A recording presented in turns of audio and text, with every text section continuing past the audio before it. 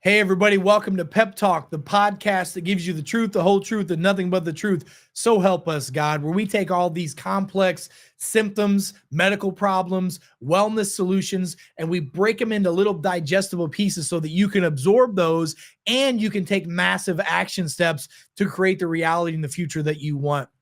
I'm your host, Dr. Eric Naputi. It's so great to be with you. Today on Pep Talk, we're going to go down an interesting journey. A question that I get all the time. People ask me about, how do I get better concentration? How do I have more pleasure in life? How do I have more alertness? Well, I'm going to take you down a physiological pathway today. And that pathway is going to really unravel how we can improve concentration, how we can improve pleasure, and how we can improve alertness. So there are many things that are out there on the planet that are beneficial for you, right? I mean, but the problem is this, is that you hear about something on social media, you hear an influencer say something. We have all these trends that ebb and flow. I mean, there's the, the Atkins diet, the carnivore diet, the McDonald's diet, the whatever's out there kind of a plan. They come and they go, but physiology doesn't lie. That's why we test, we don't guess. So what I want to share with you today is a pathway that we refer to as the pathway of pleasure, concentration, and alertness. And I'm going to go down this pathway of how to improve those things with you. And if you'll put this into play, this can be an absolute game changer for you, because I know that it can, because it's changed the lives of tens of thousands of my patients across the globe over the last 20 years of being in practice in functional medicine, and it can change yours as well. So first of all, remember that no two people are identically made the same, right? When people come into a functional medicine practice where we're trying to find the root cause of their problem, we can't just start throwing pills, potions, lotions, or even drugs at symptoms, because if we do that, we're chasing our tail. We're not treating the root cause. A symptom is nothing more than the check engine light going off in your car. If your check engine light's going off in your car, you have choices, right? You can either take a piece of tape or a picture of your dog or your kids or your grandbabies and, put it over that check engine light. Or you could get real serious and you could take that car to the mechanic and find out what's going on and how to fix it and have a real plan. That's what I want to share with you. Now, I'll tell you, as a functional practitioner, it's important for me to see a person's genetic makeup. Your DNA is the blueprint of your body. Your DNA is not your destiny, though. Your DNA loads the gun, but your lifestyle pulls the trigger. And there are all kinds of genetic markers out there that we look at that are so powerful, that are so impactful, that are so important for us to learn how to take action steps on. What if there was a simple test that you could take that could tell you what you should eat, how you should sleep, the risk you have for physical decline, the risk you have for injuries, what exercises, what frequency, all the things, even how medication and caffeine and certain other exogenous compounds could affect your physiology? What if we could show you that? Well, we have that. I utilize a technology called the Limitless DNA Discovery Kit. It's an amazing test that we have all of our patients do that helps give them what I say, the map, the keys in the car, to really uncover their lifestyle. Because you can't outperform a poor lifestyle with drugs or supplements. It's just not possible. So I want to make sure the lifestyle is good. And the second thing I want to make sure is good is the microbiome is good. We know that everything, even the father of medicine, Hippocrates, said, first fix the gut and everything else will fall into place. Well, we've got to measure the gut, but then we've got to work on treating the gut. We've got to make sure that we're eating fermented foods, that we're avoiding the standard American diet, that we're avoiding foods that are going to cause issues like red dyes, yellow dyes, blue dyes, sugars, juices, lots of the processed junk food that unfortunately riddles our diet and the diets of our children to this day, which is why we have more chronic disease and chronic illness than we've ever had combined on this planet. But once you have your DNA understood, and once you have your microbiome understood, and you're taking the right master microbiotic, probiotic, you're eating fiber-rich prebiotics, you're having good, healthy fats like ghee butter and extra virgin olive oil and coconut oil regularly to get that postbiotic, what about the pathway to improve concentration, focus, and alertness? Well, let me go through that with you. So what I want you to do is take out a piece of paper, and at the top of that paper, right at the top of it, write out pathway of pleasure, concentration, and alertness. Okay, that's pleasure, concentration, and alertness. Because if you follow this simple formula, that's the recipe to help most human beings improve the functionality of those three aspects of their life. And who doesn't want to be more alert? Who doesn't want to have more concentration? And who doesn't want to have more pleasure chemicals being produced in their body? We all do. So underneath that, the first thing I want you to write underneath that in the middle of the page is something called phenylalanine. Phenylalanine is an amino acid that comes from protein. That's right, folks, protein.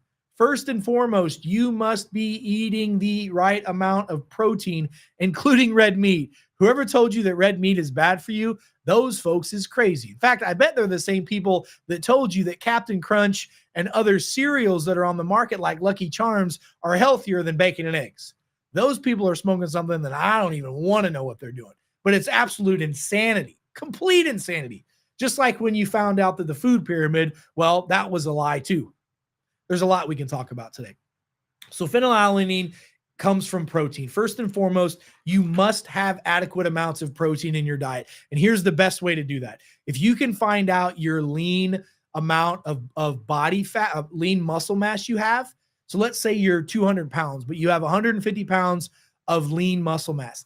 You need 150 grams a day of protein.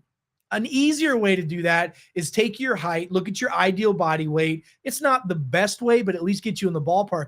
Your ideal body weight is how many grams a day of protein you need to have in your diet. And by the way, that could be through meat, through plants, that could be through supplementation, through plant-based proteins, through pea protein, hemp protein. Just don't eat soy protein and don't eat whey protein.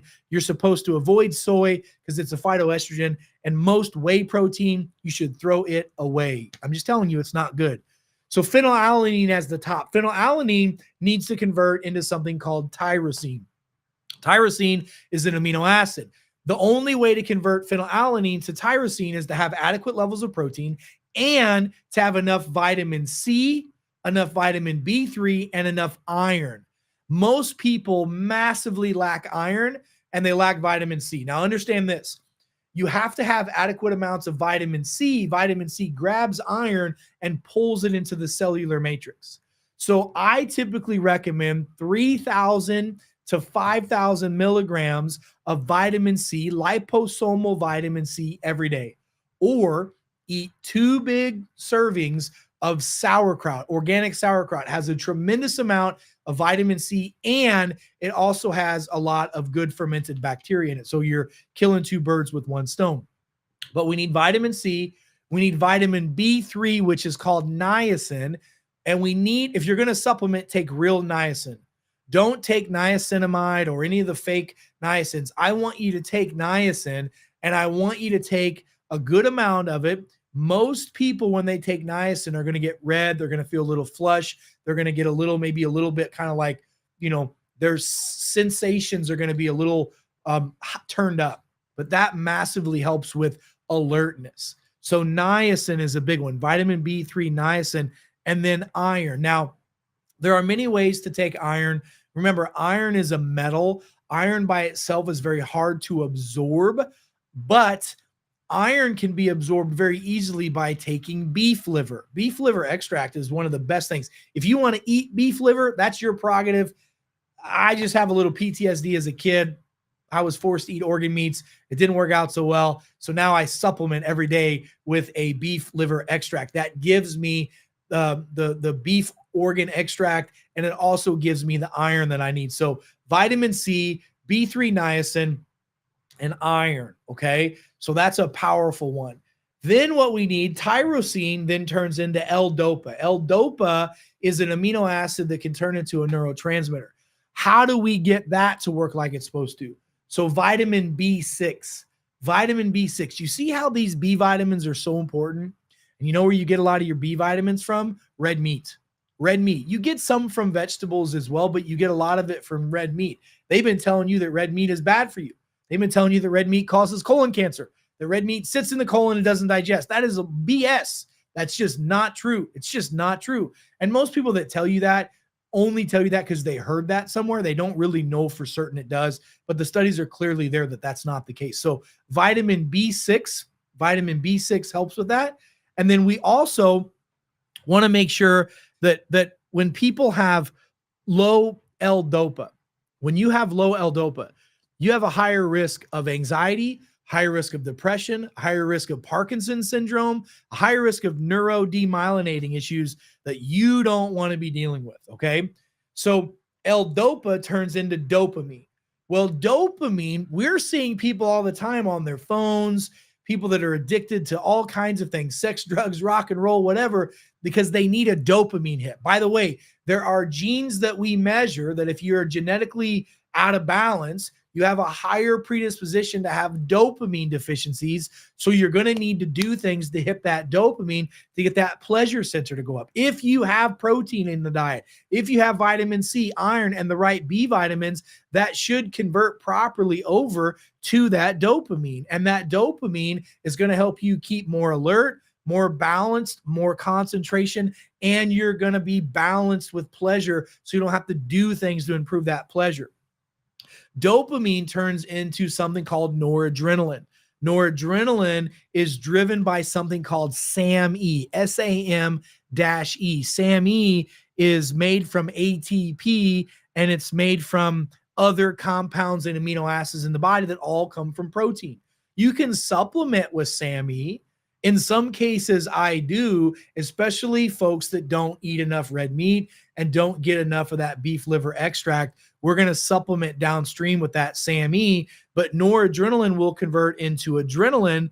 And if it's low and it can't do that, we're going to get all kinds of issues like POTS syndrome, sitting to standing dizziness. We're going to get orthostatic hypotension, low blood pressure, high blood pressure. We're going to get kidney stress, adrenal stress, anxiety, fatigue, poor concentration. People will be sitting there talking to you and they'll go, squirrel. I mean, these are people that don't have enough of the dopamine, noradrenaline, and adrenaline pathway going.